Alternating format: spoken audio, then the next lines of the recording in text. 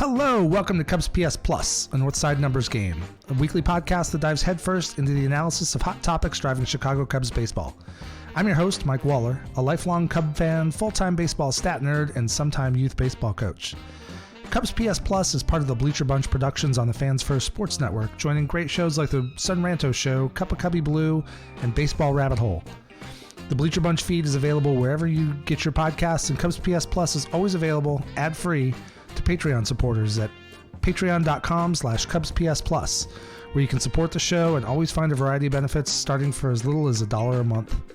In addition to the podcast feeds, you can also find me on Twitter or X, Instagram, TikTok, Threads, BlueSky, and YouTube, all at Cubs PS Plus.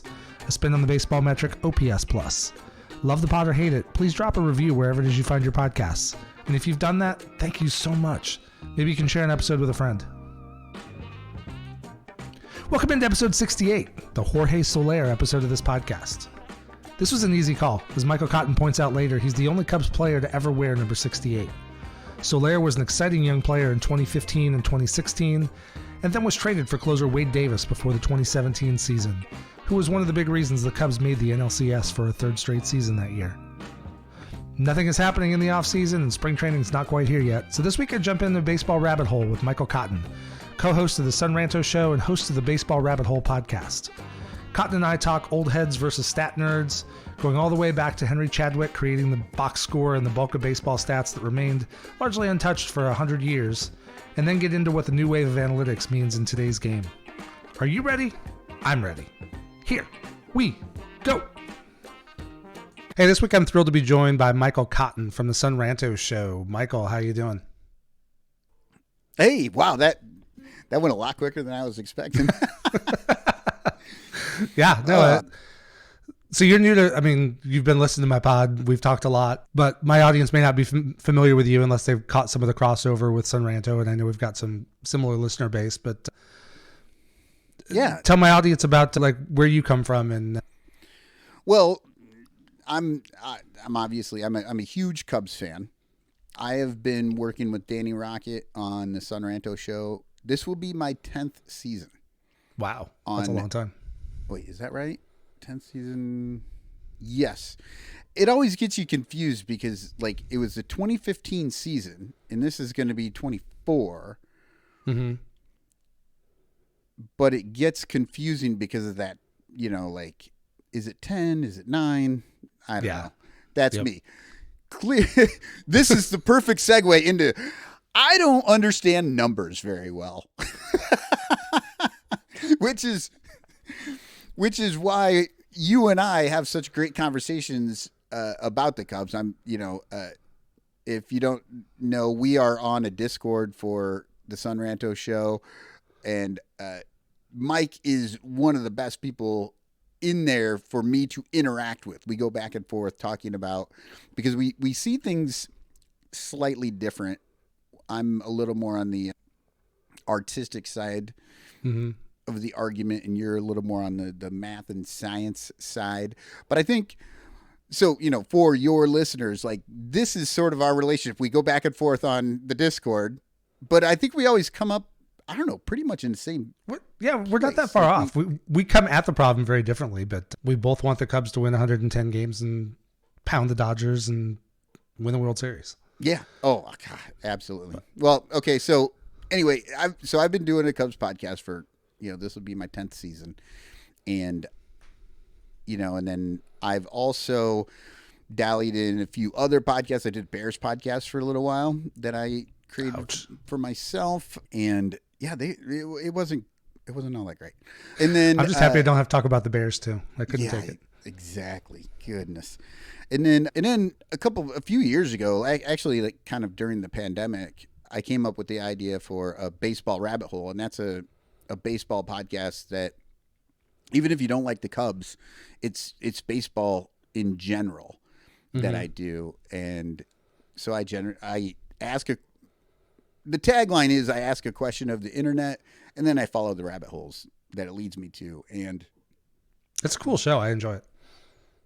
Good. I'm glad. I try to, it's kind of tough because when you're doing something like that, you jump into the research. And I know that you do a lot of research for this show. And so I'm sure you understand what it's like. Like you get into something and all of a sudden you're 20 minutes in, you're like, wait, is this even what I'm working on right now?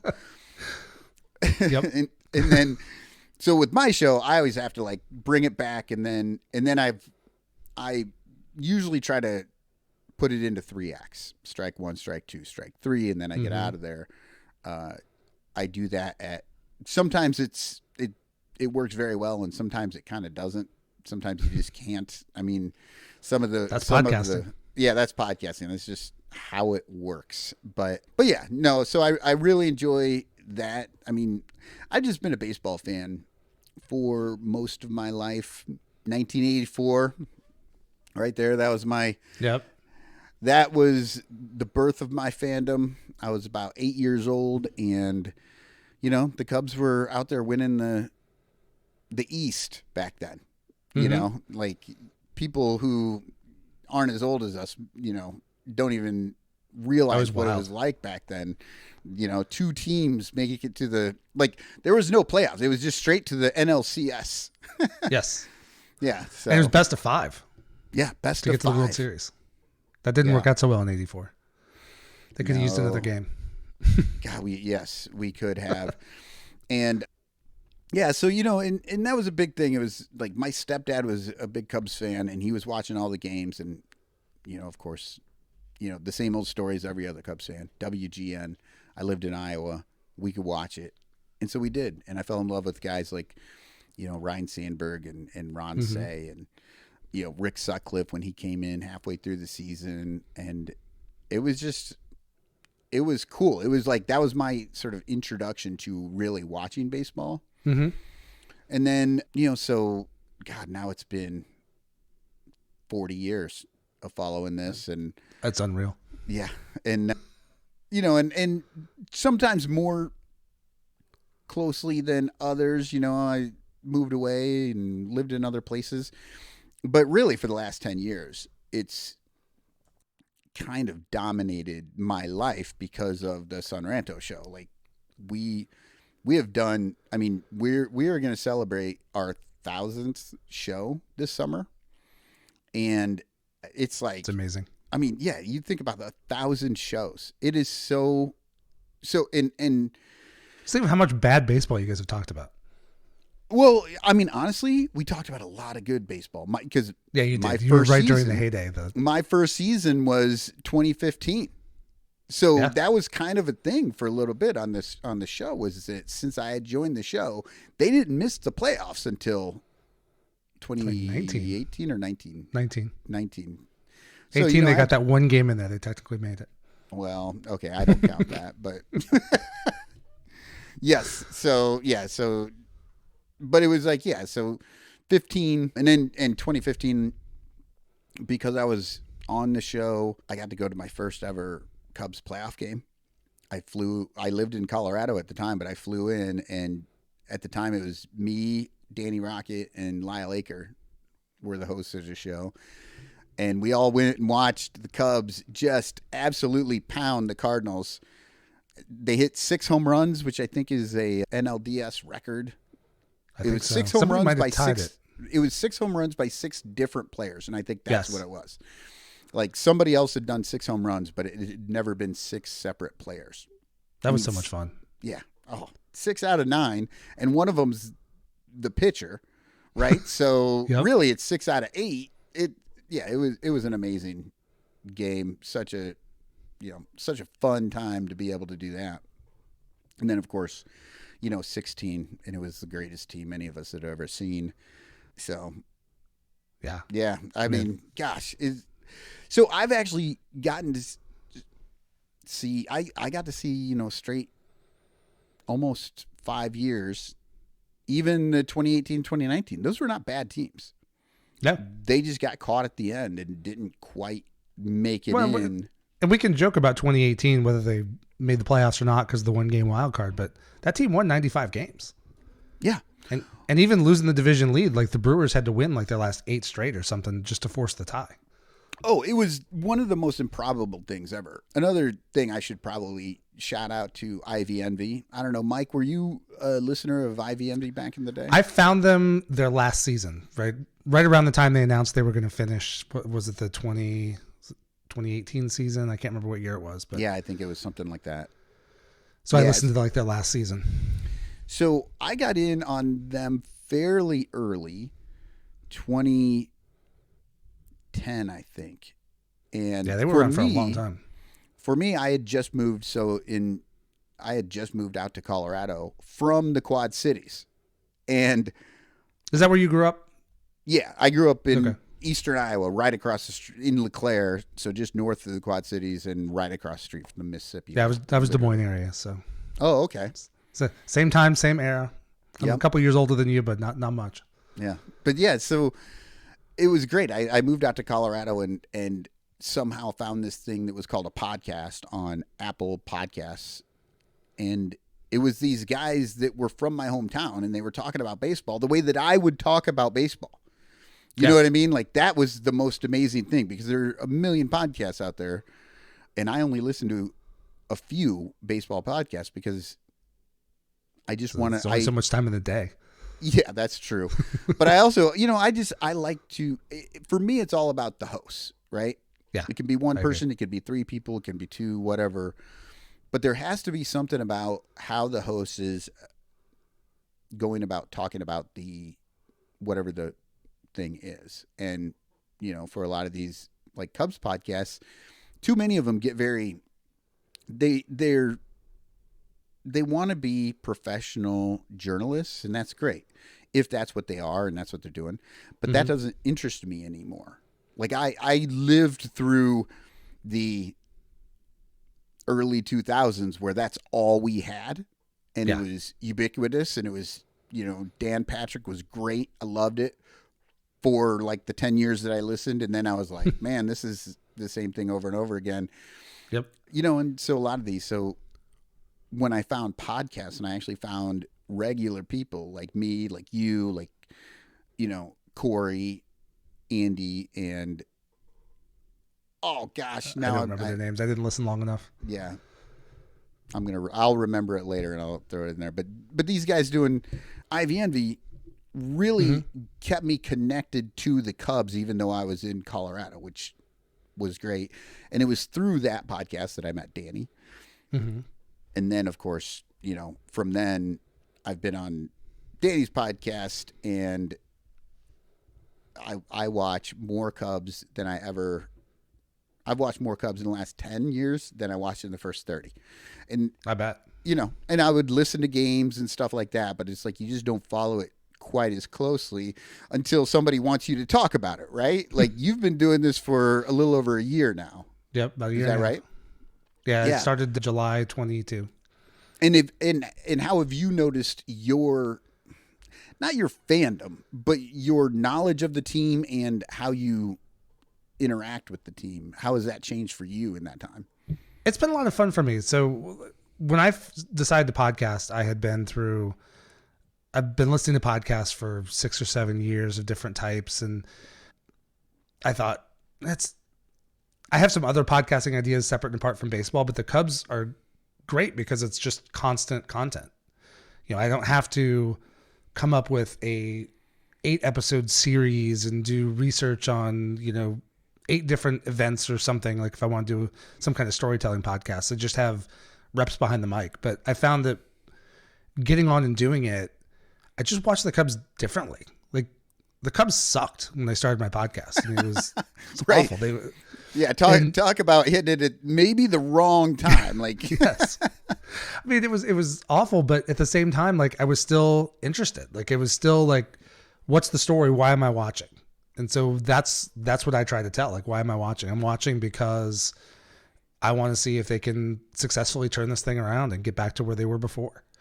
And there are some things seem to be doing really well. Some things I wish would move a little faster. I don't know. I don't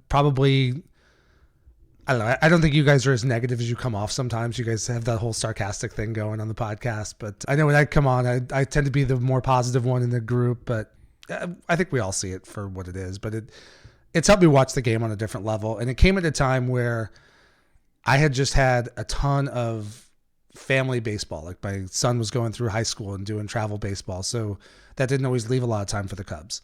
Oh, yeah. And so it's amazing how baseball can keep you away from baseball. Yeah, it really is. So, he had graduated and I had actually quit a job just through burnout and I had some time off. I was like, let's give this thing a shot. And it got me reconnected in a cool way that I didn't necessarily see coming. And so now this off season's been absolute torture because nothing happens ever, but to hang on it and see like, all right, they're 10-18 in May and it looks like this season's going nowhere either, but let's still find something cool to talk about because there are still cool stories. There's still some dude having a great year. All of a sudden you realize that Jan Gomes is like all of a sudden Superman in clutch situations for 4 months. And just being able to dig in and kind of tell some of those stories helps keep me going. Yeah. Well, sorry. And then, no, and I know, like you were saying, you're a little more on the positive side than sort of our show, which tends to skew a little more like feeling negative because we're kind of trying to make fun of things and make jokes about it because we're sort of the anti-professional. We're the fan. We're trying to be that knee-jerk fan reaction, Yeah. And there is something about the way that when you watch and you watch all the time, you really start to understand a lot of things. And for me, I know a lot of the friction I get from people when they're like, why are you so down on it? It's like, well, because I have been watching 162 games for 10 years. Mm-hmm. Most fans are watching 30 games a year. Like the diehards are probably not catching half. Yeah. It's just because it's hard. Like if you don't have it's life, right? An outside reason to be doing it, there's other things to do.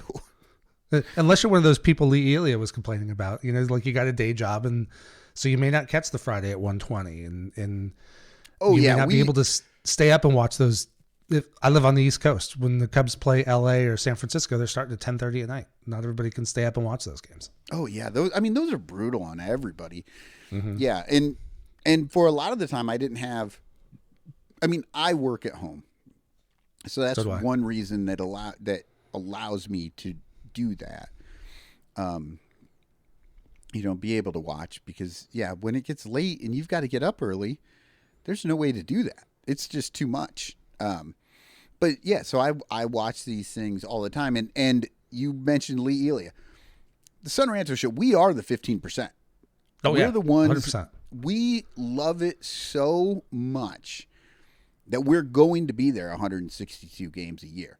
We are always going to be there. And because of that, we see a lot of it.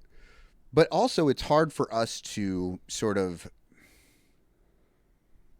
separate what's happening right now from what's happened for the last 5 years. Yeah. You know what I mean? So when I talk to people and they're like, well, it feels like they look at some of these things like it's in a vacuum, right? Because in their minds, they're not paying quite as close attention as you and I are now because we do a show about it. Mm-hmm. And so they come in and they're like, well, it's really not that big a deal. But in my mind, I'm like, no, this is the 5th time they've done this. I'm like, they've done this over and over and over. And, and so that's where I end up like having sort of struggling with it. And that's why, sometimes people come into the show and they're like, oh, this is too negative. Let's be honest. Like anybody who's watched for a long time, when you guys hit those negative moments, even though I tend to be a little bit more optimistic, we have all had exactly those thoughts. Yeah. And here they freaking go again. And we're trying to have a little fun with it.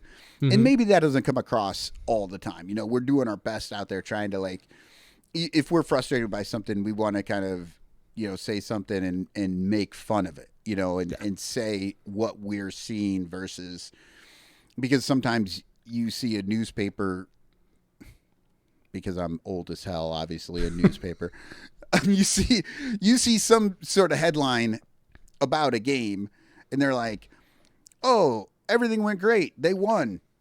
It was 7-6." But if you really watch the game, you're like, "Well, no. All the problems they've been having this year showed up in this game, but they pulled it out." Yeah. And so again, that's what I'm saying. Like, it's hard sometimes for us to separate each individual game because we see so much of it, and then other people, when they come in, they don't quite understand our perspective, and because we don't have a monetary stake in this, like, we make nothing. We have a Patreon, and you are a supporter, and we really appreciate that, and we appreciate everybody who's willing to just give us a couple bucks because they appreciate what we do. It's amazing. It's it's amazing.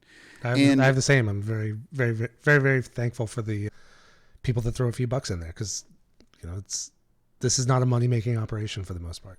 Yeah. Oh yeah. I mean, and some of these people get it, but as soon as it becomes a money making operation, you start to see those changes in how they cover the team, because they're worried about access. They're worried about where they can get in, and they know that they're going to run up against these guys in real life, and if they are, whether they're right or not, if you say negative things at times, it can come back to bite you.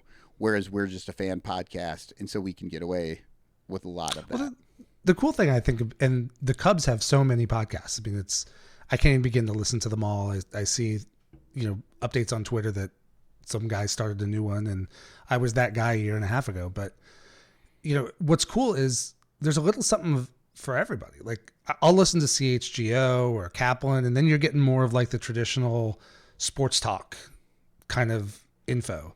They get like Ryan Herrera on there because he's a beat writer, and so you get that angle of things.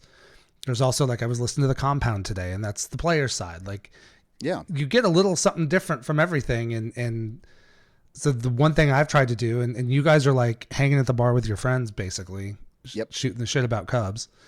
And I just try to find that. I try to find something that nobody else is, or try to tell a story in a way that I don't think other people are telling it. I don't know how, novel I am at any given point, but there's just so many different voices out there. You just got to find the ones that work for you. Well, I mean, I'll tell you, I listen to your show whenever it comes out, and I don't listen to, like I said, I don't listen to a lot of Cubs shows. I listen to Cap, and then I pick up the other ones. I have a bunch of them in there that I will just download one or two, but I'm not like subscribed. You know what I mean? But I think one of the best things about the podcasting community, at least around the Cubs, that I've been amazed by throughout, because we've been doing this for so long, we've seen them all come and go. It's a friendly group. It really is. You know what I mean? Like, there isn't this animosity. There's no like, you have a Cubs podcast, so I need to be better than you. Or, you don't like somebody. You don't, if you see him at the game, you don't talk to him or something because they're a Cubs podcast. No, everybody in this group, like, it is a community. It's like a community of podcasters. It's a community of listeners, and they may not listen to my show, but they listen to your show. And then we're tangentially connected because of this. And then it's really cool. Yeah. And I was surprised early on. I want to get some guests. Sometimes I get tired of hearing myself talk, or I've just, it's the second week in a row the Cubs have played exactly the same way they played before. Let's shake it up, talk about something else. And, you're on the show now. I've had IFG on talking about international baseball. I've had Greg Huss, Greg Zumack, Brian Smith all on talking about, prospects, and everybody's so willing and open to go on the different shows. I've had Cody Del Mendo on and Brendan Miller on, and everybody's been great. I don't think I've been turned down by anybody. There have been a couple of people where we're still kind of trying, haven't made schedules work out, like just hasn't worked out yet. But like you said, everybody's so friendly and open, and it's kind of cool to hear people go on different shows. I love when you guys get some of those guys on your show. Yeah, I mean, we love bringing different people on, and I think, that's sort of the thing that podcasting about the Cubs has brought to the conversation that nobody else did. You know, like if you're NBC, you can't go on ABC or CBS or Fox or whatever, you know, like you stay separated, and you're, you know, and then they're out on Twitter and they're trying to like beat each other to the punch on all this stuff. Whereas the podcasting world is more like, we do the same thing, but we clearly do it differently. Yeah. Let's chat. Like, that's why I'm on this show right now, because you and I do things differently. And because of that, we've had some amazing conversations in the Discord, you know, and that community for me has been a lifesaver, because anybody who gets a little bit older, you know, and you, especially when you start moving around, you don't see a lot of people all the time. So the fact that I have, like, you know, there's maybe 20 active people on there that I can talk to about the Cubs at any given time and have a really good conversation. That group has always amazed me. I mean, how many I've seen in there legitimate back and forth arguments, and Wilson Contreras was one of them, right? Yes. That whole Wilson thing was big. Like, that went back and forth, back and forth, back and forth. And in a lot of places, on the internet or in the world, like, that would have just become toxic. Yeah. And it never that's did. A great group. Yeah, it never did. And so it's always been that.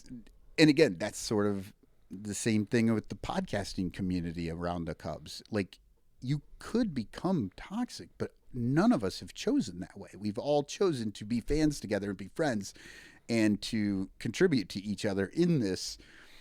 And yeah, it's been pretty awesome. Like, yeah, we choose snark instead of violence. Yeah, exactly. Exactly. But no, so you've been getting the rabbit hole going again. That's been cool to see. I heard the original version. Now you're kind of re-releasing them and updating them. Yeah. What's your plan for that? So I had 2 seasons. Oh, that was another thing. Like you said, when the Cubs are easy because it's just content. They generate content for 8 months out of the year. It's just every single day there's a new thing to talk about. When it comes to doing a different type of show, it is so much harder, because I have to try and create something that's going to hold up, because our shows, the ones that we do every week, in 2 or 3 weeks or a month, they're gone. Like, somebody might go back and listen to them. People have done that, but all that information is gone. We've already moved on, and we've got all these other things. When I do the rabbit hole, I'm really working on creating something that won't feel dated to right now, if I can. And so when I went back to re-release on the Bleacher Bunch network, which this show is a part of, and Son Ranto and Cup of Cubby Blue, we're putting it out on there. And so I wanted to go back and make sure it sounded better, double check some of my work. It became a bigger project than I thought it was going to be, because I kind of thought I nailed it the first time, but guess what? I did not. That's the problem. Don't go back and re-listen. Yeah, I know. It was rough. So I had to go back and redo a bunch of things and change some stuff that I felt like, you know, put it in a time and place. Some of the stuff I had to keep, you know, but yeah, I tried to make that as evergreen as possible. But I have 2 seasons, and they're all starting to come out now on the Bleacher Bunch feed. They'll come out every 2 weeks. So that gives me, plus it's 2 seasons, and a season is 9 innings, technically. Yep. But I have a few in there that I had to do that were just way too long. And so I had to break so instead I broke the innings into the bottom of the inning, top of the inning. Okay. You know, and then I had an extra innings podcast, because that podcast gets more into, well, it's all over the place. But one of the things that I'm really into is the art of baseball, poetry, painting, the artistry of the players, the things that they're doing on the field, and how they're, at least in the past, it was much more obvious that they were creating their own thing to get there. Whereas now, with video technology and the analytics and everything, the players are much more similar than they were back in the day. You're not going to ever see Craig Counsell's hands way up over his head because that's probably true. Because he just kind of figured, I figured that one out. Or, the difference between, like when we were kids, everybody had a different batting stance. It seemed like, you could sit there when you're out on the field and be like, well, I'm batting like Leon Durham now, and I'm batting like Ryan Sandberg. And now, remember Luis Pujols for the Astros? He had that high, he was totally vertical with that high leg kick, and he balanced on the back leg. Yeah. I remember trying that one out in wiffle ball all the time. Right. And all that stuff was, so it was a little bit different back then because there was less of a business, less of a science behind it, you know? And I think the science has done a lot to make the players better, but it does take out some of the oddities. And so I try and hit some of those oddities and some of the stories that maybe, hopefully, you haven't already heard about baseball. And I mean, the first episode, which is the first 2 episodes are out there right now. And the first episode was about who invented baseball. And I knew just through different things that Abner Doubleday was not the guy. Mm-hmm. But I didn't have any idea what Abner Doubleday was about, what he did, who did invent it, what the history of it was. But it blew my mind. And so it's a really interesting story. Yeah, and it goes in so many different ways. And that's how sort of the baseball rabbit hole was invented, because I literally went down a rabbit hole and it took me all over the place. I mean, so I was not expecting. And then now I try to recreate that. And it's harder to recreate than it was in the first episode, but I've been doing it. But that sort of brings us to this podcast here, because Mike, you're much better versed in the new analytics, the new statistics that baseball is using. And it seems like, I mean, every year they kind of come up with new ones. Oh, Greg Huss is creating them for himself. That's one of my favorite episodes, actually. He and I dove into that. Yeah, I was amazed. Because sure, I hear about all these things and I don't understand them. But to know that I've actually had conversations with a guy that created an actual stat that he's trying to put out there and get together, and he explained it and I did understand it, and how he's coming around to it. Now, do I agree with all of it? No. But it was really interesting to go over the way that you guys went over it. But because of that, when we talked about being on this show, I knew that I had to bring back something from the baseball rabbit hole that I was never able to fit in because there was too much going on in that first episode. Perfect. But let's do it. Do you know who created baseball statistics? I think I do, but I'll let you go. It was Henry Chadwick, which is a name that I had never actually heard. Maybe some of your listeners have, because actually SABR, the SABR metrics, but what is it? It's the Society for American Baseball Research. Yeah. In 2009, they actually created an award and they named it after Henry Chadwick. So maybe people who are really into that, the Henry Chadwick Award is named after the guy who invented baseball statistics. And but he wasn't like a mathematician. And I think that's why it's funny that his statistics, the ones that he created, by and large, stuck around for 150 years. We still use them. The old heads like me are still stuck in them, and it's only been in the last, maybe decade and a half that sort of these newer statistics have started to take hold, things like WAR and WRC and stuff like that. But Henry Chadwick created the things we all understood if we're older: batting average, ERA, RBI, all that stuff. But like I said, he was not a mathematician. He created it because he was a journalist and he was writing stories and he loved baseball. In fact, they call, like, back in the day, back when people knew who he was, they would call him the father of baseball because of his, like, relentless reporting on the sport. He wanted to bring it to everyone. But to do that, you know, I mean, baseball's a tough sport sometimes to write about, especially when you've got, you know, maybe 250 words in a column or something like that per game, and he's trying to get this stuff in there. So he decided, plus also, he kind of created the scorecard and how to score a game, because while he's watching the game, he needed to make his notes and to be able to do it quickly. And so for his columns in the paper, he created what we now know as the box score. And, you know, and maybe people who listen to podcasts who are younger maybe don't really understand what a box score is because they're not as prevalent now. But back in the day, they were in the newspaper. They would have every single, even if they didn't have a story, they would have every single game would have a box score, and it would have each player that played and basically their offensive stats. They would have a little bit for the pitchers, number of pitches, you know, stuff like that. But that's it's not going away. It's just not as easily seen by everyone like it was back in the day.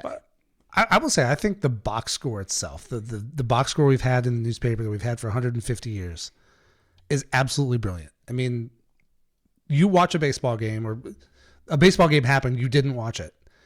And like you said, you might go to the paper the next morning, and maybe you're a Cubs fan living in Chicago, but what happened with the Cincinnati Reds, because that matters for the pennant race. And there's not a story in there to tell you that, you know, the center fielder hit a double in the bottom of the eighth to drive in 2 runs, but you can look at the box score and you can, looking at the numbers, you can walk it through and you can know exactly what happened. You can know who drove in the runs, who scored the runs, when did they score, how was the back and forth. Like, it's all in there. And the way I've always looked at numbers is it's telling some kind of story. And the box score is obvious. It's telling the story of that game. And then the obvious next step, because we didn't have analytic departments and all the other fancy math stuff, was we're going to tally up all the box scores. So how many runs did you drive in over the course of a year? What was your batting average on the season? Yeah. And Henry Chadwick started that. He put out, he put out the first baseball guide. Yeah. So, you know, the things that we look at now, it was called the Beetle Dime Baseball Player, and it was basically baseball prospectus.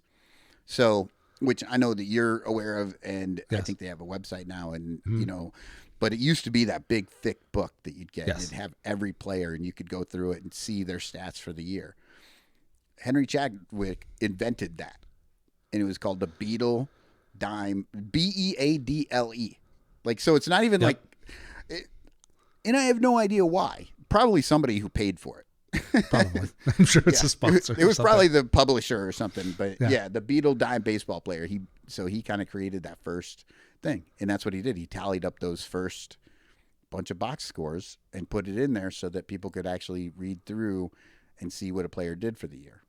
You know? And you know, kind of the other thing, he's, like I said, the scoring. And this is something that I wanted to bring up that I've sort of just recently found out about that is really cool. So if you're scoring, we have fancy things that have the diamond on it, and we can make our marks, and everybody kind of has a little bit of a different way to do it. Well, he didn't have that, obviously. He just had a note. And so he started with, like, an S was for a single, and a D was for a double, and a T was for a triple, right? Yep. But when he got to strikeouts, so this is, if you ever looked at a box score or watched a baseball game and you're like, why are they using K? What does K mean for a strikeout? I mean, you kind of like, there's a K in strikeout, but basically he sort of decided to choose the last letter. Back then they would say struck. Okay. It was struck versus strike. You know, it was just the times words changed. So he chose the last letter. But the other interesting thing, and this is more of just a theory, they don't actually know, but if you draw a K, it takes 3 lines. Yeah, so if you're scoring a game, and instead of just putting 3 straight lines, you can draw a K if there's been 3 strikes. That is interesting. And if there hasn't been 3 strikes, then you've got, maybe a V or, a line, like however you make your K. But yeah, I thought that was amazing. I'm like, yeah, I'd never thought about that. But you can score strikes with the letter K. And that's amazing. So that there's a theory out there that that's part of the reason he did it, because he could keep track of how many strikes were happening in each at bat that way. That's wild. Yeah, it was really cool. I was today years old when I found that out.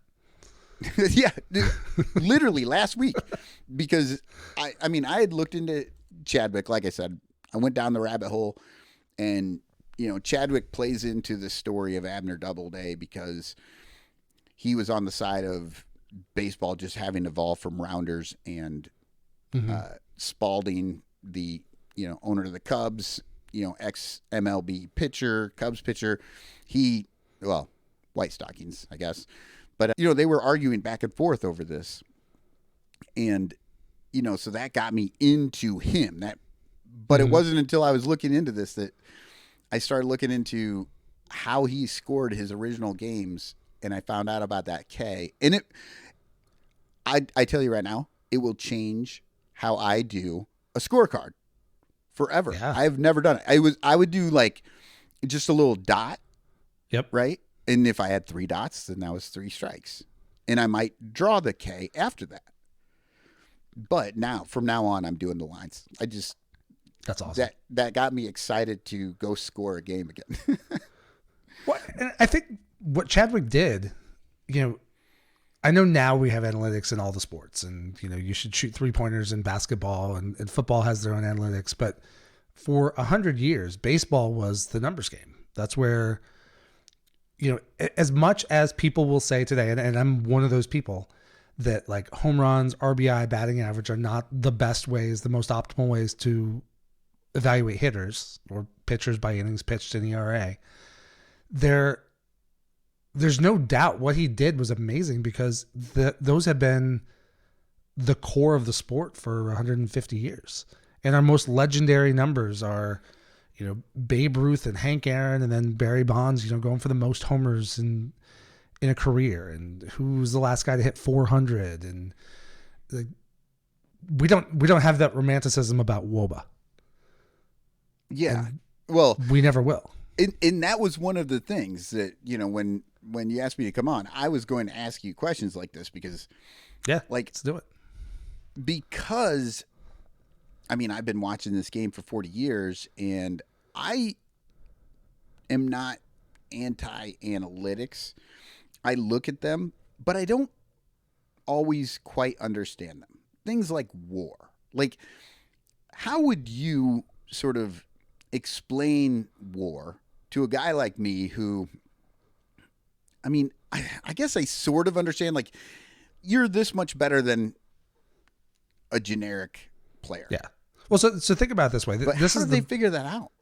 This is the best way that I've been able to understand it myself.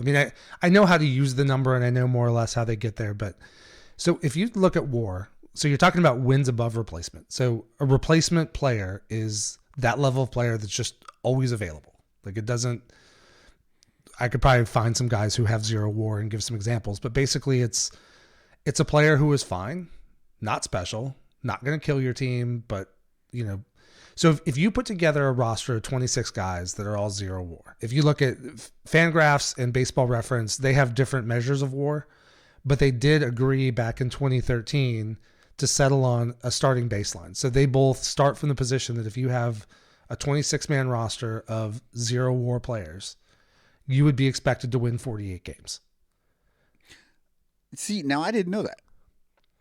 And again, one reason Chadwick's numbers always held up was because they were super simple. Yes. Right? Like, if you hit the ball this many times and you've been to the plate this many times, then that's your number. You're hitting 250 if you do a hit every 4 at-bats. You know, his big problem was he didn't add in walks to that, which is why so many people don't like batting average anymore. They like the OPS better, or on-base percentage better, because it takes everything into account. But those things are really simple to kind of understand. Now, when you were telling me a 26-man roster of 0 WAR players, I seriously thought to myself, like, that might be an 81-win team. Like, because I mean, where do they come up with 48? And I guess that's maybe why you said the romanticism of some of the numbers. Why it's kind of hard to get romantic about WAR, because I don't understand how 48 came in to be that many games. I don't know exactly how they did it, and there was actually a lot of math that went into it. But the way I've found helpful to think about it is, 48 is right around the worst team in baseball. That's like 62 Mets territory. Really? And so so if you think about, like, I'm looking at the Cubs right now, and I'm looking at not Edwin Rios. Well, and I guess that's one thing too, is like, you're saying that a 0 WAR player, so wins above replacement, right? Yes. Gives me the idea that a replacement is sort of an average player, but that's not what that means. That a replacement player is a bad player, is what you're saying. Because if you have 26 guys on your roster who have 0 WAR and you're going to get 48, and that's like the worst team that's ever been, then. But think about the bad Cubs teams. Let's go back to, look at 2022 after the trade off. Even as bad as, that was a bad team. They lost. They didn't lose 100 games, but they flirted with it. And you look at that team still had Ian Happ on it. That team still had Nico Horner on it. That team, while he proved in the end to not be great, Frank Schwindel went on a tear for a while. And so that is not a team of like 26 Edwin Rioses. And so as you add talent, it's kind of the idea that, like, people talk about where the Cubs are right now. I would guess, like I talked a week or two ago, if the Cubs don't make any additional moves, I think they're like an 84, 85 win team right now. But let's say they sign Cody Bellinger tomorrow. What is Cody Bellinger going to add to that? And that's kind of the idea that WAR pulls in. Like, adding Cody Bellinger probably doesn't make them a 95 win team. Right. But if we agree that they're 84, 85 right now, he probably takes them to 88, 89. He's probably a 2 to 4 win player over the course of 162 games. Okay. Yeah. Ish. I mean, we can debate what that level is, but that's the concept behind it. And I think the biggest thing is, I think some of the stat heads get a little too overblown on the old stats being bad. I think the analytics movement has really just tried to find better ways to tell the story. And for something like the newspaper, I don't think there is a better way to tell the story than what Chadwick put together in the box score. You've got 2 inches. You just can't put that much into it. Right. But if you're going to evaluate a team, and I'll throw out something we went back and forth a bit last year, run differential. Run differential doesn't inherently mean anything, because you make the playoffs based on the number of games you win. It doesn't matter if you win those 87 games by 1 run each and get blown out in all the other games, you could have a horrendous run differential and still make the playoffs as an 87 win team. Yeah. According to the run differential, which we love to talk about as the great statistician Pythagoras would tell us, the Cubs, I think last year would have been like a 91 win team, which would have, I think, made them first place.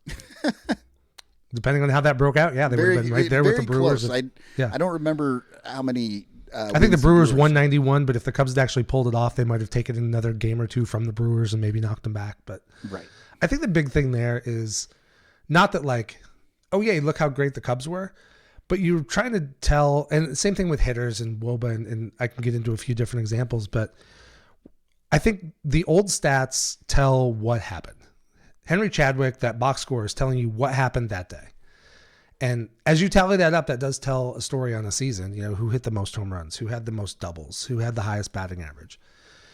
But I think the more people dig into the game and the people who are interested on the stat side, it's a lot of why.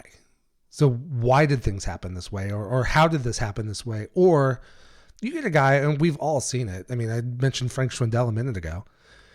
Some guy who just plays out of his mind for a season.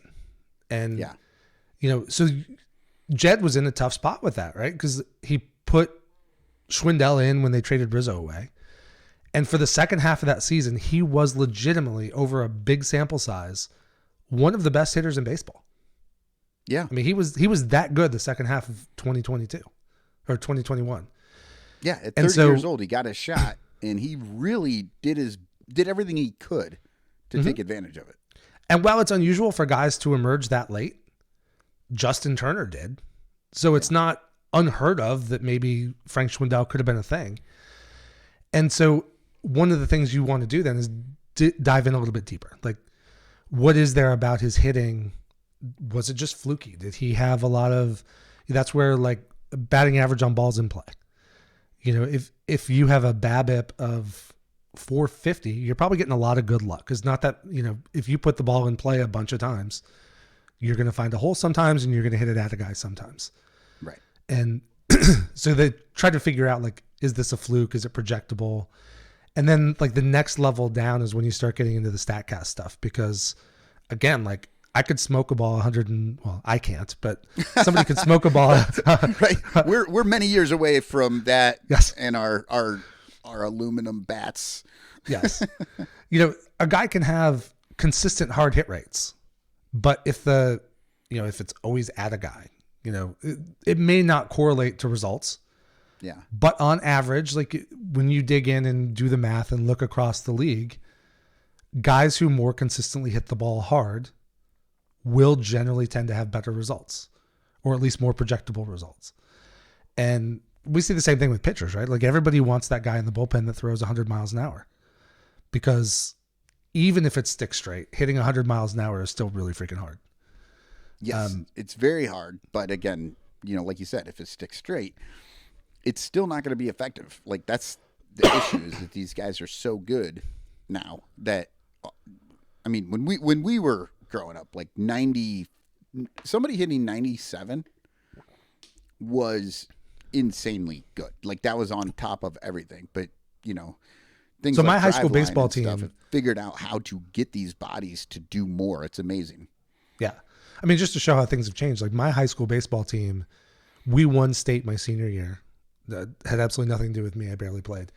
But we had two guys on that team that wound up playing in the major leagues. And one of them was a left-hander, Ben Sampson, who got drafted by the Twins. Eventually arm injuries killed his career, but he was throwing like 91 miles an hour as a lefty in high school. Like, yeah, I can see that dude wasn't touched. Like, yeah. I remember like one game, I think he threw a one-hitter, and the only hit was the other team's number 9 hitter just like happened to stick the aluminum bat out at the right point. It was a right-handed hitter, hit one like tailing around the right field foul line. He was so late, but he just Yeah. he got the barrel of the bat to the right spot that one time. But like now, that would be nothing. A kid from my hometown that's going to get drafted this year, Brody Brecht. You know him. You're an Iowa guy. Played football for the Hawkeyes. Huh? Well, he played football for the Hawkeyes. Okay, yes. The two-sport kid who gave up football, and he's a pitcher. Yep, now I know what you're talking about. He was throwing 100 miles an hour in high school. Yeah. I mean, my kid went through and you know, we played against Luke Little's team. He wasn't in high school when Luke Little played there, but Luke Little's from the Charlotte area, and he was just blowing dudes away. And, you know, high school is still like, you'll get guys, a lot more guys throwing 90 now. My kid didn't, which is why he's a mechanical engineering major, but those guys who do, it still pops. And well, mechanical engineering has a much better job prospect. It is absolutely a much better job, and they'll have much better shoulders for it. Yeah. Well, but, you know, I mean, and that's kind of the thing. I mean, that you and I kind of get into, and we go back and forth on some of these numbers, and it's not really the numbers. Like I get painted sometimes as like a curmudgeon. You know, I haven't Yeah. because I'm not as into those things, and so they're like, oh well, he just hates all the new analytics, which I don't. I'm with you. I look at these things. I don't quite understand the difference between a hard hit rate and a barrel rate, why those are so different, but they are. And, you know, that's fine. I can at least understand that two things are different. But like we get into these things and it's like, it feels to me like sometimes we've been able to figure out some of these numbers so completely that there are people out there who that's the end of the evaluation. You know, it's like, well, this person, even though this person has a 200 batting average, he hits the ball hard. So we should allow him to continue to play because this other guy doesn't hit the ball hard, but he's hitting 285. You know, and it's like, that to me is frustrating because I do understand so much more clearly the 200 versus the 285. But the other thing is that there's more to it. You know what I mean? Like, I feel like the numbers are the place where you start and you see these guys and it's like, okay, he's hitting this ball really hard. That's great. But clearly something else needs to be done, you know? Yeah. And I feel like sometimes, you know, new stats guys sort of say, well, no, nothing else needs to be done. He's hitting it hard. He just has to wait until those balls go where they're supposed to go. And that's where I sort of get frustrated. I'm like, you can let a guy die on the vine hitting the ball very hard every time, but he's not ever fixing anything to put the ball in play better or do something that will move that ball 4 inches to the left. It's going to get him the hit versus hitting it right at somebody. Well, and some of that comes in with sample size, right? Like I've seen so many things this offseason about, well, I guess PCA is not going to be any good. The dude had 19 plate appearances. Like every Mookie Betts has had stretches where he went over 20 in his career. Yeah. So you have to take that into account. So what I like to see is I think you want some of those raw things. Like you want guys who throw the ball hard, hit the ball hard, whatever. But then there has to be more to it, to your point. And I'll throw out an example. I've got Javier Assad's Baseball Savant page pulled up. Oh, and I see. I'm glad you picked him. A lot of people don't seem to be on this guy. They seem to, and I think you might be telling us kind of why they aren't as high on him. I think he's a great pitcher. I do too. And his results, like the Henry Chadwick version of Javier Assad that we see, has been really good. So the question is, like, do you want him in as the fifth starter then, or would you want to go sign somebody else or look at another kid in the system? And the thing with Javier, and I think this year's going to tell us a lot, like if you go down through his Baseball Savant page, you know, everything's highlighted in red and blue. So the darker the red, the more elite that particular skill is, and the darker the blue, the more bottom end it is. And there are definitely some things with Javier Assad that don't seem to go together, and also some reasons to be concerned. Like, you know, he doesn't give up a lot of hard contact. That's one thing that works really well in his favor. He gives up a lot of soft contact. But at the same time, he actually gives up a pretty high hard hit rate and barrel rate, which, you know, basically means when he's hit, he's either like popped up, dribbled, or he's crushed. Right. And the other thing with him that pops off the page to me is if you look at his chase rate and his whiff rate, they are really, really low. Like he's 4th percentile in chase rate and 11th percentile in whiff rate. So it's wild that he's getting so much weak contact because he's not fooling guys to the point of striking them out or getting them to, like, they're reading his stuff. They're not chasing balls outside the zone. And when it's in the zone, they're not swinging and missing that often on it. But yet somehow he's got a huge ground ball percentage. He doesn't give up a high average exit velo. So in some ways it looks like it's not sustainable, but also some dudes that's just who they are. See, yeah, and that's where it becomes hard, because like I get the numbers are going to tell it. Sometimes the numbers tell us the story that we're looking for, right? Yeah. Like somebody's struggling, and then you look at the numbers, you're like, oh, well, that makes total sense. But then, a guy like Assad's out there, and you're like, wow, this guy seems to be doing really well. Why don't they really want him to be a starter? Like, why isn't he sort of one of the guys that they're like, yeah, we're going to try and work him in? Mm-hmm. That's not the story you hear. You're like, he might be a long man, but he's, I don't know. I get the feeling they don't want to make him or give him a real opportunity as a starter unless they have to.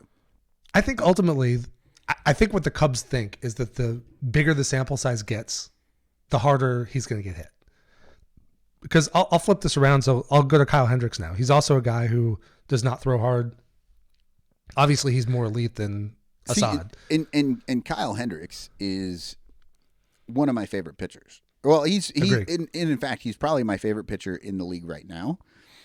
And, probably my favorite pitcher of all time was Greg Maddux, and they are very similar. And I don't necessarily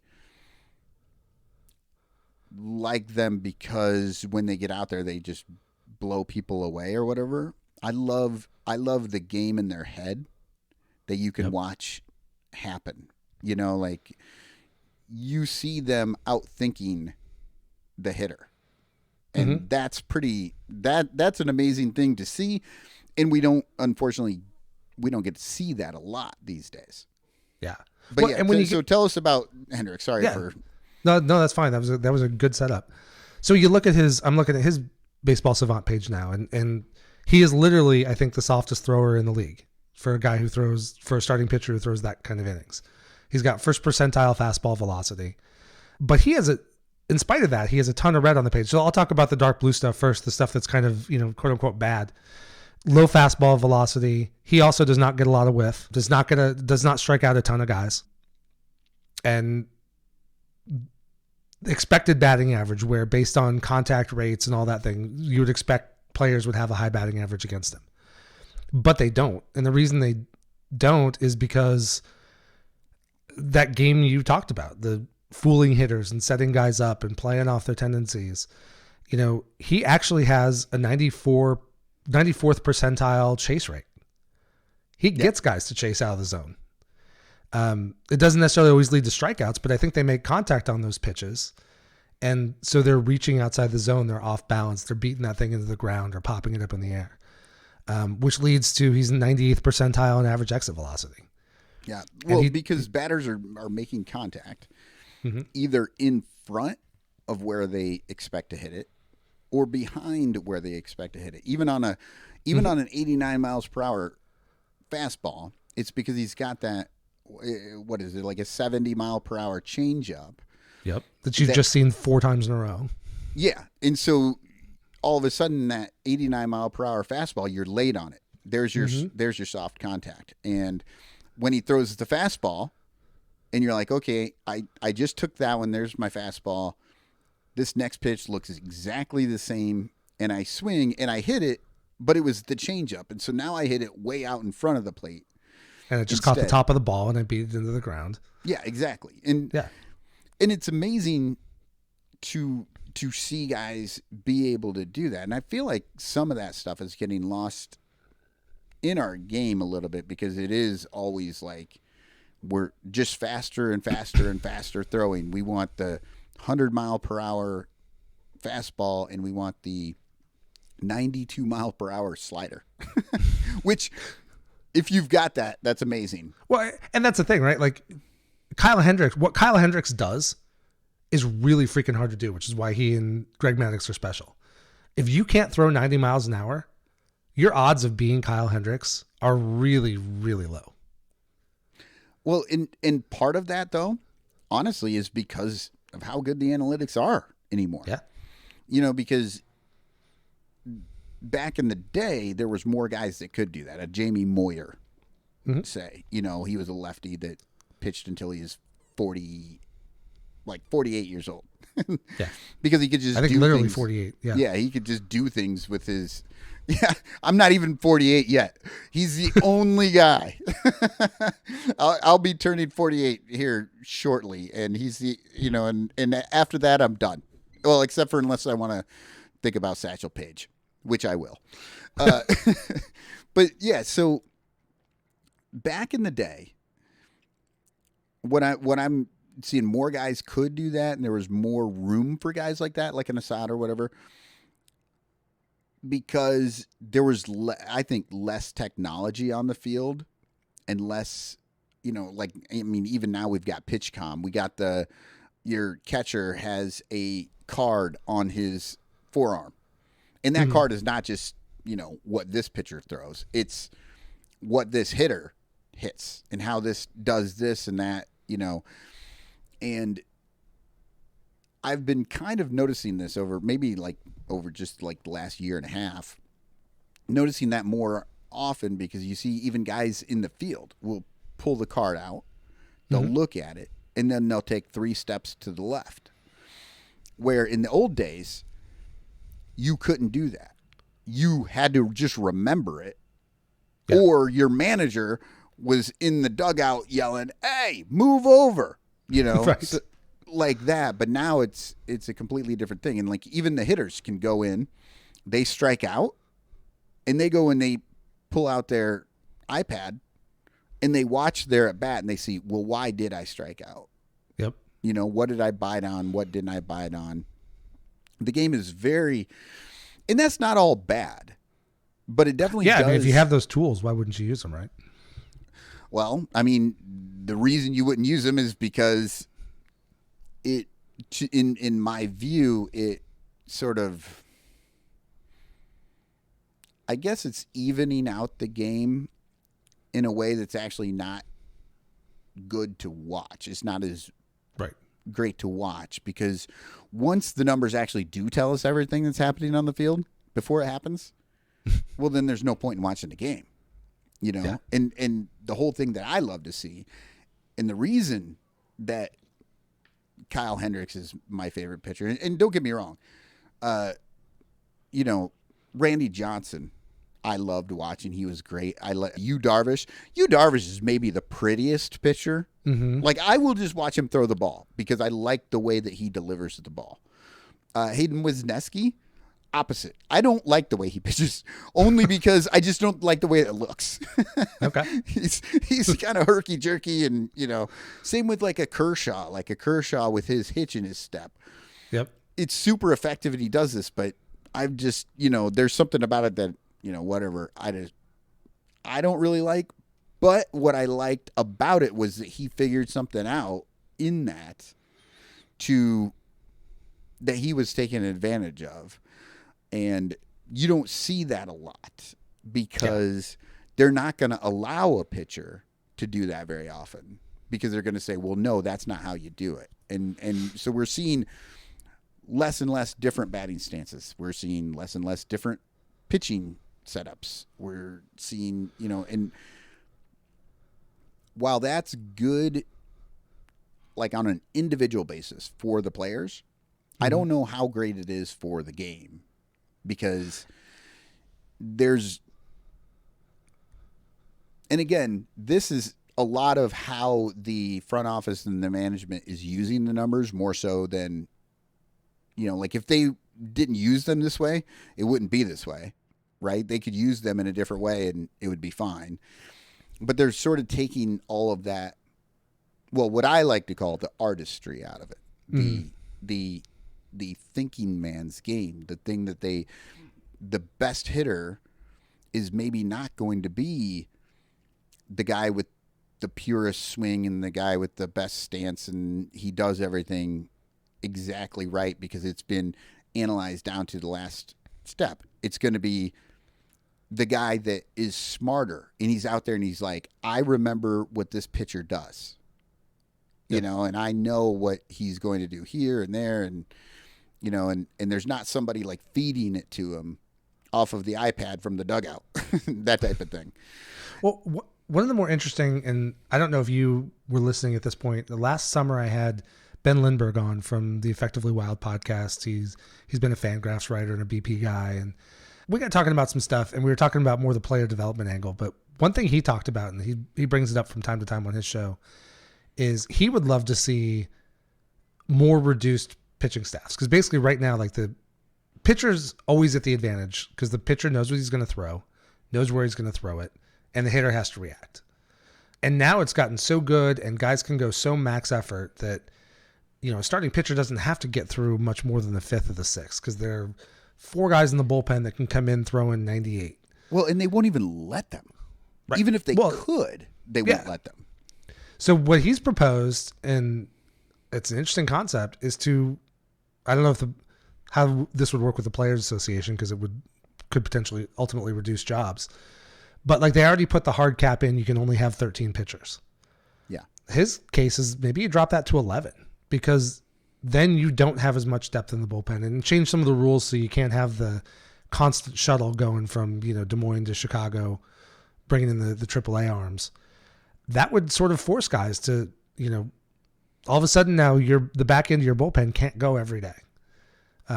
They can't go multiple innings, probably hardly ever, which is going to force your starters to go longer, which means they're not going to be as much max effort. Because now, like back in the day, you were expected to finish, right? I mean, going up back until to the Henry Chadwick's 80s. ERA, yeah, the reason the ERA is based over 9 innings is because almost every pitcher in his era went 9 innings, if not more, if they needed to.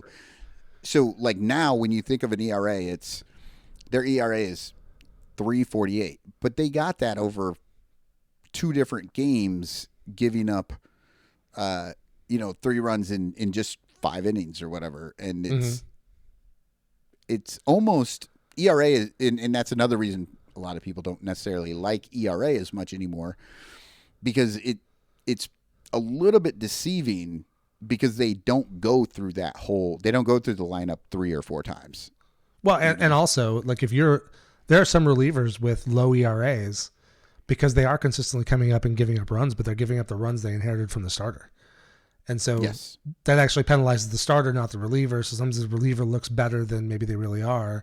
Because to your point, when Chadwick put this together, it didn't matter because that one dude was throwing at least 8 of the 9 innings pretty much every time out. Yeah, a reliever only came in like on like the day the pitcher pitched back to back, and he's actually on his 17th straight inning, and they're like, why don't we send in another guy? Well, I think it's very easy to lose sight too of the fact that like if you're a fairly average starting pitcher and you have an ERA around 4, that would mean back in the day you're going to be giving up 4 runs on a typical 9-inning start on average. Well, now that guy's only throwing 5 innings, so he's probably only given up 2 or 3 runs. It doesn't mean like it's a 4 ERA he's getting crushed. He's only given up a couple of runs, but then you got to go to other guys to get the rest of the innings. And I think it does create a bit of a disconnect in what that ERA actually means. Yeah, exactly. See, and I think that's why, like I was saying that, because you look at a 4 ERA, but if they pitch, say, 4.5 innings, that's a half a game. Like you say, that's 2 runs. If you were to say, no, he only gives up 2 runs every time he goes out, then you're like, oh, well, that's not so bad. Right. That's not bad at all. And to your point, when he does run into trouble and he's got 2 guys on and they pull him out of there and the reliever comes in and gives up a double and both those guys score, then, there's 2 extra runs that get thrown on there that he wasn't even a part of. Right. I mean, technically, and that's part of the debate back and forth, right? I mean, because he put the guys on base, so he should have some responsibility. And that's also where you start getting into like, even it's still a pretty basic stat, but like WHIP, walks and hits allowed per inning. Like that gives you an idea of how many dudes is this guy putting on base every game. Yeah. And things like that actually give you maybe a little bit better idea. And I think that's where, like I say, I get sort of painted with this brush of, I don't like these numbers, these new numbers. I like them. I just don't always like how they're being used. Like you're talking about player development, and they're teaching these guys max effort, right? And they're going this max effort way. And honestly, maybe not max effort. Maybe, they learn a slightly different. They learn more how to pitch. Like, doesn't it seem like sometimes? I mean, and the old dudes will tell you, like the old pitchers, when you hear them in interviews and stuff, they'll say like, now guys just throw. Yeah. And back then we had to pitch, because they knew that they had to save their arm for the 7th inning, 8th inning, and so they were doing things out there that were different, to save their arm a little bit, or to, they were trying to induce. They were giving pitches out there to batters specifically to hit, because they didn't trust that batter to do anything with it, you know? And like today, I feel like that would almost, I mean, the Cubs are actually kind of into that, the contact rate, the higher contact rate, and a stronger defense. But, but that's also why they don't get high ratings with their pitching staff, even though the pitching staff can look very good for long stretches. But because they don't have those high strikeout rates and stuff, they look down on them, sort of. And it's like, it's not, in my mind, it's not that easy, Well, the reality is you can win baseball games a lot of ways. I mean, you can, at the most basic, simple level, the most important stat in baseball is, did I score more runs than the other team today? And that could be because you didn't give anything up, or it could be because you scored 25. Yeah. And how you get there is kind of the magic in there. And that's where, like, when we're trying to evaluate things, like kind of like on the hitting side, similar to ERA, batting average is how often did you get on base, or on base percentage, how often did you get on base per plate appearance. That's a good measure. It shows that a guy gets on base, and we all saw the movie Moneyball, and come on, Pete. Yep, he gets on base. But it doesn't tell you, like, there's a difference between, even though they're both amazing hitters, like Luis Arraez is going to win multiple batting titles, but he's not Mookie Betts, right? Or Mike Trout or Shohei Ohtani. And so I think some of these additional stats, like WRC is one and WOBA is one, that try to play into, not all contact is the same. Not all hits are equivalent. And even slugging percentage, which gets at that because it factors in total bases, a home run is not necessarily 4 times more valuable than a single. A double is not necessarily twice as valuable as, it is that many bases more. Right. But in terms of the game, sure, you hit a home run. Nobody can catch the ball. Nobody can get out. You can't get a runner thrown out stupidly on the bases. So that is, in some ways, the ideal outcome. But so I think it's really just trying to tell the story of how can we get the most context into here. And what I really like to go to, my favorite stats to use are honestly things like WRC plus and WAR.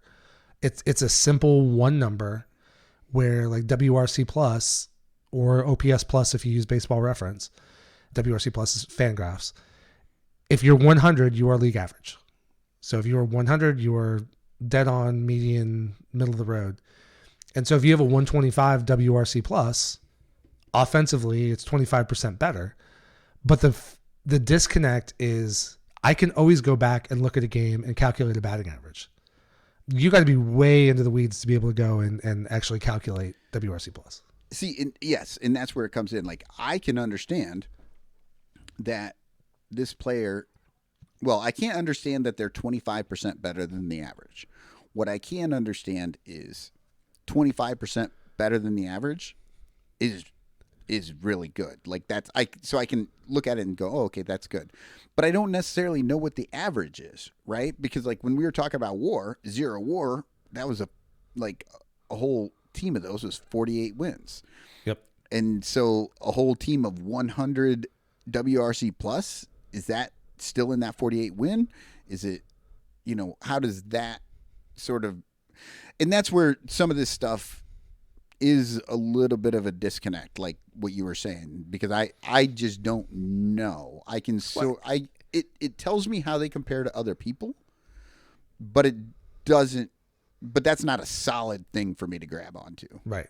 And there's also a range. If you have a 102 WRC plus and I'm a 103, that doesn't really make me better than you. We're right in the same range. No, they're the same. They're the same player. but if Nico Horner has a 105 and Mookie Betts has a 147, I mean, and that's a pronounced enough difference. You don't need the stat for that, right? Like nobody would question whether Nico Horner is as good offensively as Mookie Betts. Right. The only issue I have there is like, okay, that's great. So I know Mookie Betts is a much better hitter than Nico Horner. I could probably see that. If I watched Mookie Betts all the time and I watched Nico Horner all the time, I'd be like, yeah, I can see that this guy's definitely better. But I guess I don't understand how they get to that number, and that's because the math is... It's really complex. Much more complex now than it used to be. Well, but the one cool thing, one of the reasons why I like those numbers is because of all the complexity that goes into it. They are doing their best, and I'm not even saying they always get it right, but they are doing their best to account for park. So you can actually compare somebody who plays in Coors Field versus somebody who plays in Miami. And you're trying to factor in on base versus power and all these things. And that's what Greg Huss tried to do with that BASH statistic, because you've got different levels of play. You've got some hitters parks and some not hitters parks. And then one of the things I thought was really cool that he factored in his stat specifically for what he was trying to accomplish is that it's very different to be a 19-year-old playing AA and a 28-year-old playing AAA. Right. Like, you wouldn't expect the 19-year-old in AA to be killing it. But if he's putting up vaguely average numbers for the league, that's a really good sign because that kid's 19 years old. Yep.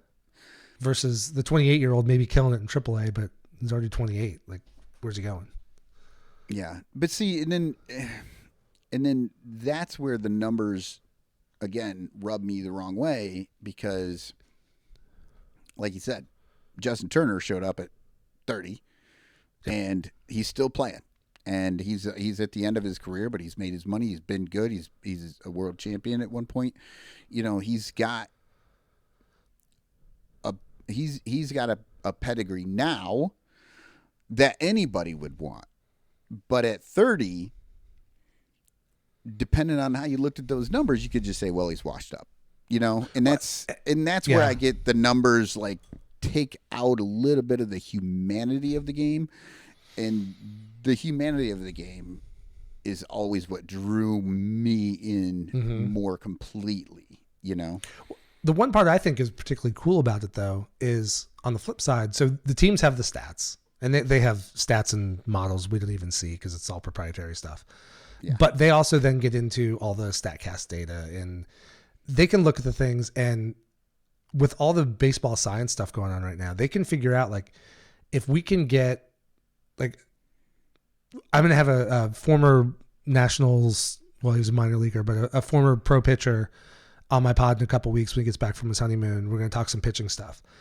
And he was telling me about some of the technology in use today. Like, you can have a guy who maybe isn't performed, maybe isn't popping off the page, not having a great career, but you start thinking, like, what can we add to this guy to make him better? And they can, like, figure out who his fastball in terms of release point, spin rate, velocity, like, who are his comps in terms of fastball, and then look at the best guys from that list and, like, what's their best secondary pitch, and then see if you can get that guy to throw that. So to your point earlier, like, it's much more copycat. It's a lot less who's unique. See, now I am, but that can develop a guy and give a guy a shot that wouldn't have had a shot 40 years ago.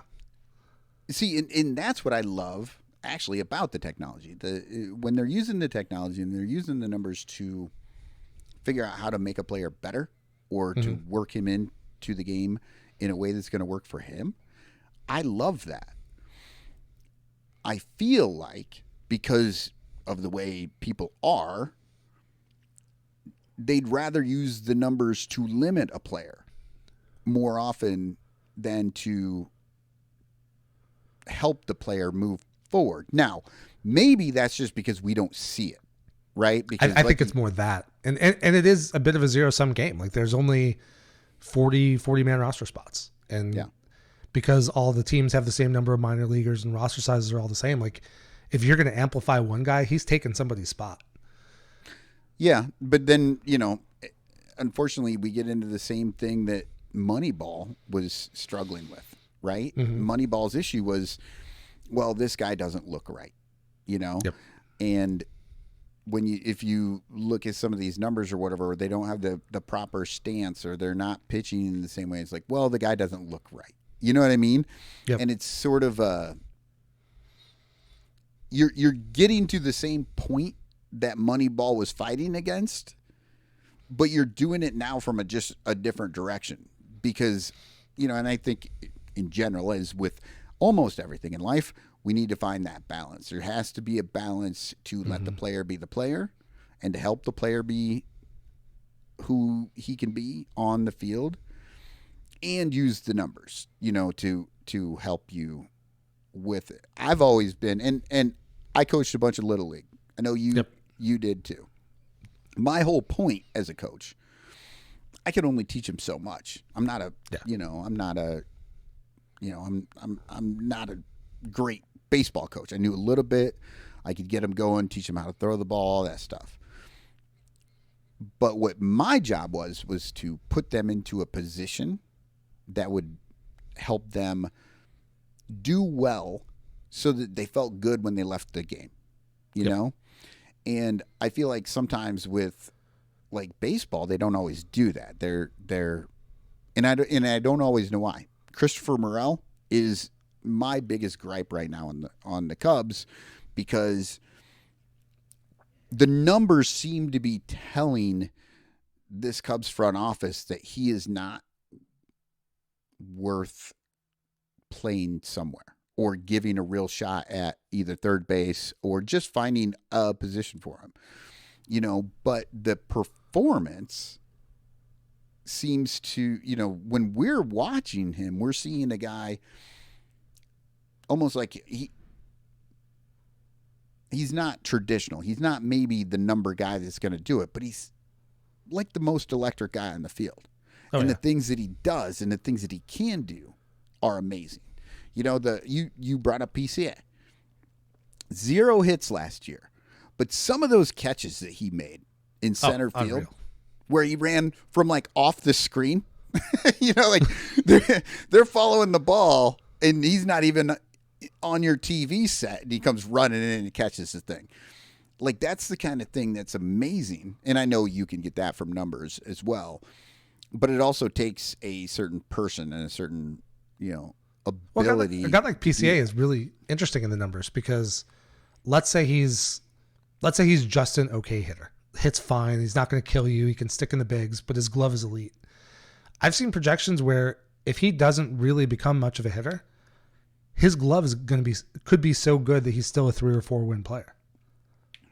Yeah. Which is, that's a really good baseball player who's going to stick in the bigs for, like Kevin Kiermaier. Like Kevin did have some big offensive years, but I see people comparing PCA to Kiermaier and fans are like, no, he's going to be better than that. Like Kevin Kiermaier is really freaking good.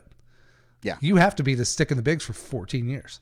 Oh my God. Yeah. And that's the thing too, is like we get so wrapped up in the offensive numbers and that's not really the fans' fault as much as it is the announcer's fault. There's no real discussion about defensive ability.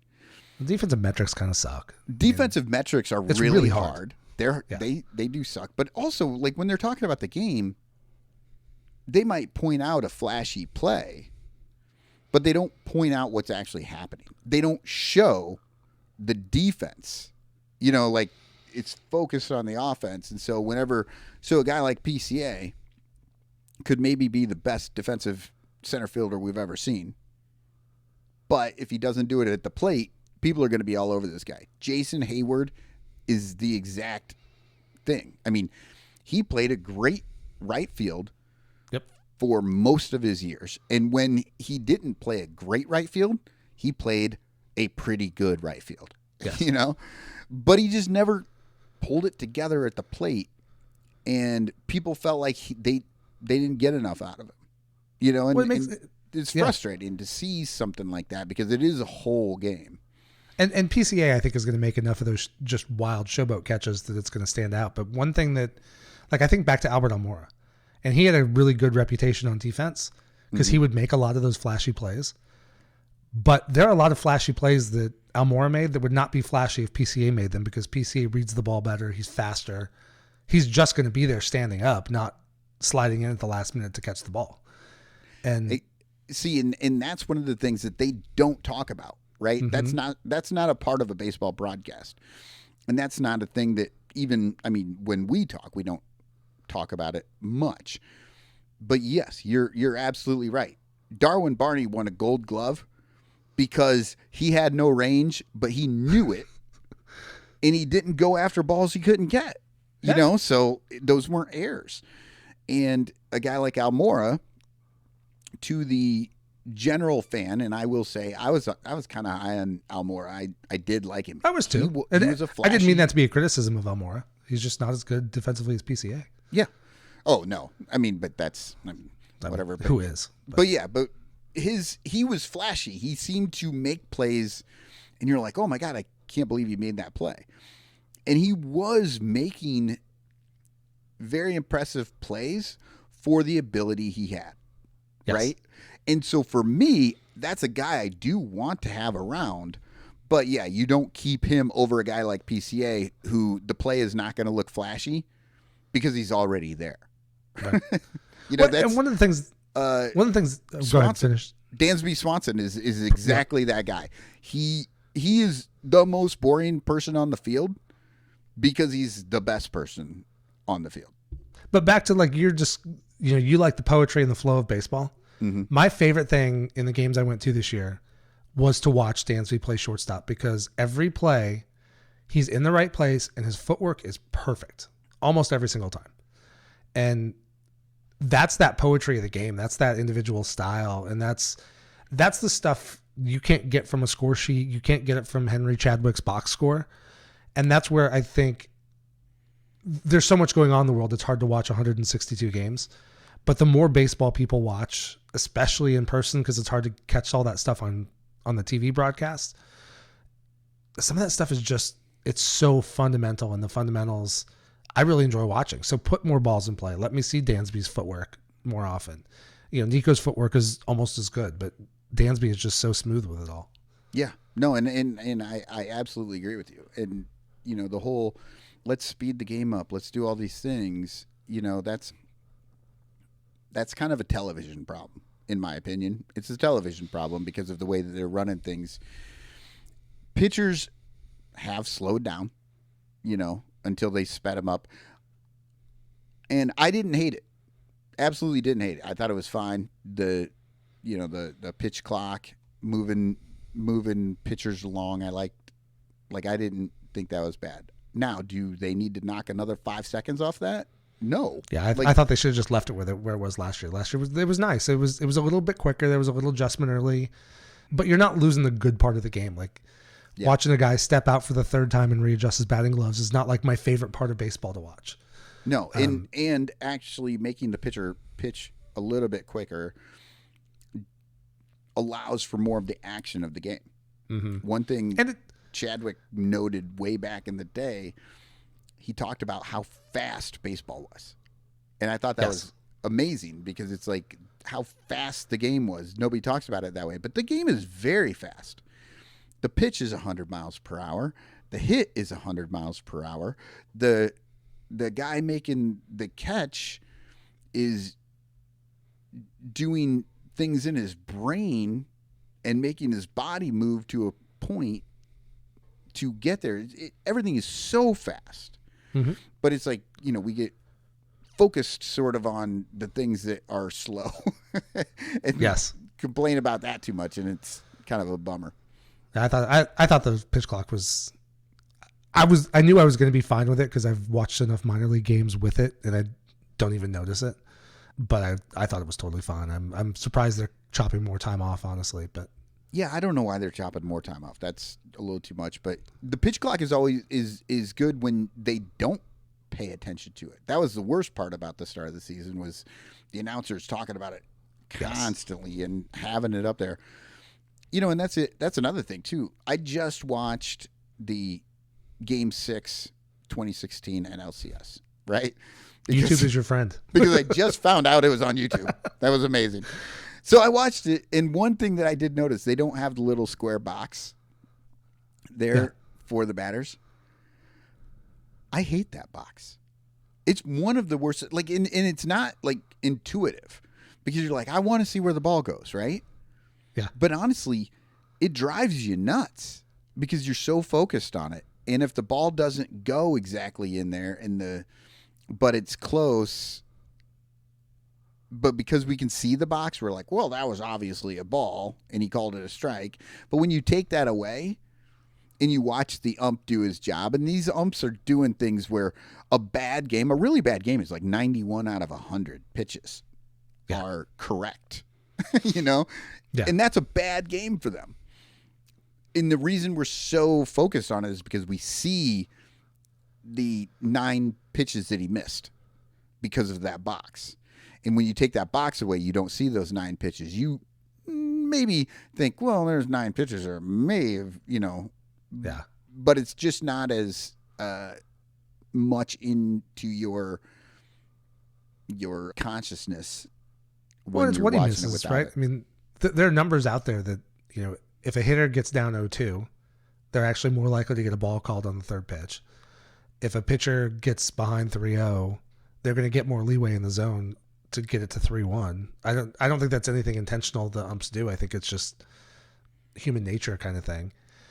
But it's when they miss that big pitch, you know, like it could have cost the Cubs in the World Series when the Cubs took Hendricks out in Game 7. They had just walked a guy on something that I think was pretty easily strike 3. Oh yeah, I remember that because it's still drives me nuts that Joe Madden pulled him right there. But if he gets that K, he's not pulling him anyway. Which is why it's so insane. It's like that ball was a strike. He got called a ball. He got the walk, but Kyle Hendricks didn't walk anybody. That wasn't a walk that you know, obviously in the box score, you're going to see a walk, but in reality, we know what happened, and yet they pulled him anyway. And then the game took a frightening turn, you know, and it's just like, but it worked out in the end. And that's another thing. It's like, you know, I don't have the numbers for it, but I watched those games religiously and I'm not talking about the World Series. I'm talking about that whole season. And my name for Joe Madden was Captain Hook because he let nobody go anywhere. Like he was so tight on that. Just watching Game 6 of the NLCS. Kyle Hendricks was in the 8th inning. He gave up a hit, only the second hit of the entire game, and it was not a good hit. It was just like a grounder that found the hole, and he yanked him right away and went to Chapman. Now, I can't really argue against that because it worked, and that's not a spot to really. That's not a spot where I saw the decision as being like a bad decision. You know, you had Chapman. No. You were going to have a break if you win this game. And that game was maybe the most important game. I mean, obviously Game 7 to win it is the biggest game. But if you don't win that game, there is no Game 7.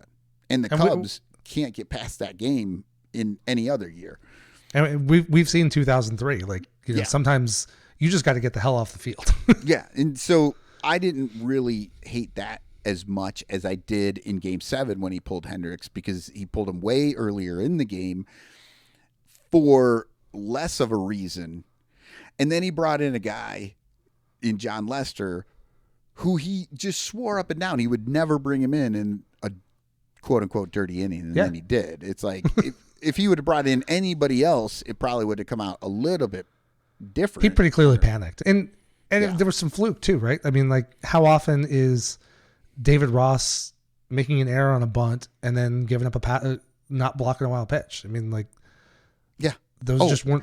And I thought David Ross was going to leave that game. That ball bounced off his mask, and I thought he had like a concussion or something. That's what I thought too. And then he ended up. And when he came up to bat, I'm like, he should not be playing. This guy has a concussion, and he puts the ball over center field fence, and it's like, well, never mind. Well, and that's one of the things that I find really cool about baseball, because regardless of the analytics, and we are getting pretty long here, so maybe we'll start to pull it to the end. This isn't Son Ranto, but I don't usually have 3-hour episodes. I went long on a podcast. I don't know what you're talking about. I know exactly, but like, so you can look at the numbers and have everything down, and you still have to make a decision in a moment. And one of the cool things I like about baseball is that you can make the right play. You can bring in your number one closer in baseball. Mariano Rivera would sometimes blow a save. Yeah. And sometimes you can make the most stupid, like, what the hell is that manager doing? Unthinkable decision. And it just freaking works because baseball's stupid. And, yeah. And that's the thing. You're right. That's the thing that's beautiful about baseball. You bring in all the numbers. All the numbers can tell you all the things that have ever happened. And like you said, when you average all those numbers out, it gives you a good idea of what's going to happen. But nobody knows what's going to happen game to game. Like in the game, in that game, that is a singular event. And it's weird because, like I was saying before, 2 hours ago when we were starting, I have 10 years of this stuff, that I'm paying so much attention to that is feeding into the things that I say. And a regular fan is watching the one game. Who's having the better experience? I don't know. It might be the fan just watching the one game because each game is a singular experience. Yeah. And sometimes you have to shut off that sort of the analytical brain going, like, this is where you bring in John Lester. No, or you know what I mean? Like and I think this is why baseball is the best sport, because this is a conversation that you get. You don't get this with other sports, really, and I'm not 100% sure why, but it's why I love baseball. You do in football to an extent because you can, you might make a stupid play call, but a defender falls down, all of a sudden it works. But and baseball, there's so many, it's so much all the time, and there's so many no calls on holding, and there's so many things happening on that field that, is different. Yeah, and I think that's where, like, I'm not necessarily so much positive, but like I spend way too much time on Cubs social media in season. Actually you do. I know you come in hot on the Discord sometimes. It's like, I've been over on Twitter too much. And I just find myself playing like devil's advocate all the time. And like, they'll be in there like, Ross is a moron because whatever, he made this move or that move. And I might have even agreed with what they're saying, but they get like so vehement about it, or that it's so obvious. And like, look, like, this guy is going to get it right some of the time, and the best guy's going to blow it some of the time. Like, you don't, and that would wrap around, like, on the one hand, people would say, they got to rest Dansby more. They're playing him too much, so he's not playing as well. And then all of a sudden you get a day where Dansby's not in the lineup, and then they're screaming like, why the hell isn't Dansby playing? Like, sometimes Miles Mastrobuoni has to play. See, and that's sort of and that's that give and take. That's like, if you have been watching the game, that Dansby hasn't taken a game off in 2 weeks, and it doesn't even phase you. You're like, yeah, maybe I wouldn't have done this game versus that game, but he needs a day off. Like, you can't. And that wasn't always crazy when Joe Madden would throw out the whole like getaway day lineup where it's like the entire bench is starting. But and they still kind of do that sometimes. Like, a lot of the games are still, the Sunday games are getaway days, or at least partial getaway day lineups, and it's frustrating to see. Like, that's the kind of thing that is almost seems a little too formulaic, you know. Well, and also you think back, like, some of the guys I've really liked in the last Cubs run was the things that like Tommy La Stella or Chris Coughlin would do in 2015, 2016. And if you're playing your starters every day and those guys are not getting some level of regular work, they're not going to have that magic off the bench, or that, play that one matchup with the pitcher and they hit a home run or get a couple doubles. So there really is a balance to figuring out, like, how do I keep, that's what drove me nuts about the roster construction last year. Like, not only did they not start with 3 outfielders, but they had like Luis Torrens and Edwin Rios that never played. Yeah, it was. Like, I have to say, the whole Craig Counsell thing, and some people got out of their shoes saying like, "Oh, now this shows that we're going to spend a ton." The Son Ranto show is not one of those because we saw the writing on the wall. We're like, nah, we got Craig Counsell. They think he's going to get those extra 5 wins that David Ross blew for us. And it seems like that. I still am holding out hope for Bellinger. And I still think they're going to spend more for another. But I'm not going to be surprised if they don't. I will say the one thing that I'm still holding on to is I was looking at Fangraphs today with they ranked all the free agents at the start of the preseason or start of the offseason. And of their top 25, of the top 50 free agents they ranked, 19 are still unsigned and 9 of the top 25 are still unsigned. So there are still quality baseball players out there that are going to land on teams at some point, you would think. You would think. At some point, God, I hope the Cubs are in on some of those. But then at the same time, I'm also kind of, I've been listening to your podcast and you're talking about what if they just go with what they've got. They've actually got, position-wise at least, they've got a potentially good lineup. And I really like the idea. Well, I guess I wanted them last year to go with the kids much more so than they did. And even when the kids did come up and they were good, they didn't get a chance. It's like it was really weird the way Ross handled that. Yeah, it was really rough. So, and I hope that Counsell does make the difference in that sense. Because, it's like, again, I'm riding this line of go out and get better players because you can. And also, we have the best minor league system that we've had forever. Let's move some of those guys out of the minor leagues and let's see what they do. And that's the balance. Like, Cody Bellinger makes the team better. I love that if PCA is not ready, he can flex to center field. If Michael Busch isn't hitting and PCA is, then he can flex to first base. Like, he can go a bunch of different directions. But, like, I don't want to just go, like, I'll see, like, I don't know, the Pirates sign some random dude. And then people on Twitter will scream, like, what, we couldn't get him, Jed? Like, we're not at the point where we just want random dudes. Like, it's got to be better than giving Michael Busch a chance to play or letting Matt Mervis have a shot or letting Christopher Morel play third base. Well, and that's where I run across a lot of pushback because I'm going to go out and say it. I'm the first person on the Jed doesn't know what he's doing train. I'm driving that train. There's and like that's nobody, where we actually disagree. There's like nobody on the train with me. They're on Twitter. I feel like he's put himself with this roster and how he's been doing some things over the last few years. He's put himself into a tough position.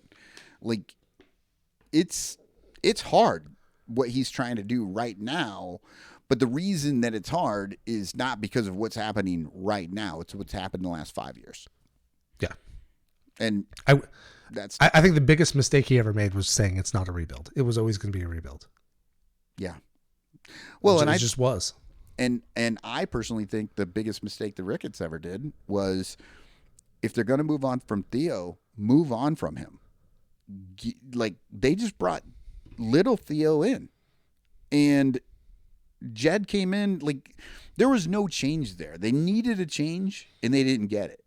You know what I mean? Now, would it have worked out better? I don't know. But I know that part of the issue right now is that they didn't go looking to see if they could make it better. They just kind of handed the keys to Jed and moved on. I will say the one thing they actually changed was when they brought Craig Breslow in to redo the pitching infrastructure. And that has been a night and day difference. Like, that change was spectacular because they went, 2014 to 2019, they only brought up, I guess, Hendricks and Edwards, and some of those guys they traded for them when they were minor leaguers and they came up with the Cubs. But really, there were like 3 pitchers that came up with the Cubs and made the major leagues, and there was nothing in the system at that point. And now we've got, Kate Horton's coming and Jordan Wicks, and we've got a bunch of guys in the bullpen and Justin Steele. Well, and I hope so.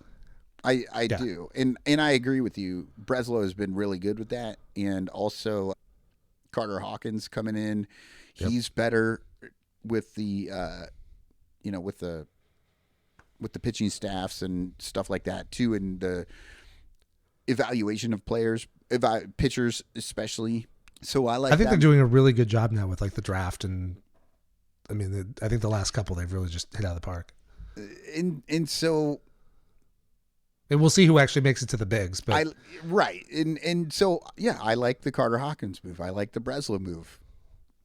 That's still you didn't hear Jed come out of my mouth.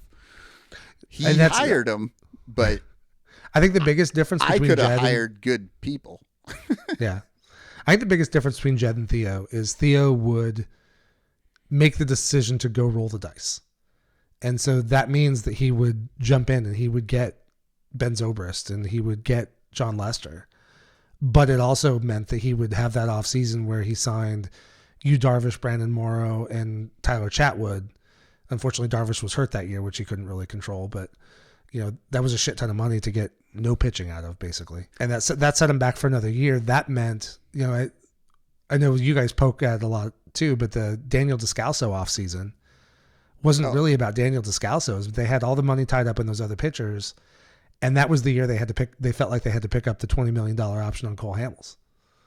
See, yeah, that drove me nuts as well. That was a bad pickup. They shouldn't have done that. But okay. But look, I know you normally do an hour-long podcast. I can keep going. We'll call it today, but I got to get you back on. This was fun. Absolutely. No, and especially during the season, because some of the conversations that we have had in the Discord, I think would be great on a podcast. I think, it's because it's an interesting back and forth, and, it's fun because it's two different takes on the exact same thing. And we agree on like probably 98%, but then we get to those agreements so differently that it seems like an argument all the way. Yeah, it's fun. And by the way, this is episode, and I don't know, I thought you were going to like lead in with this because I listened to your podcast and you talk about. Unlike you guys, since I don't go live, I added in post-production. Okay, so this is episode 68. Yeah.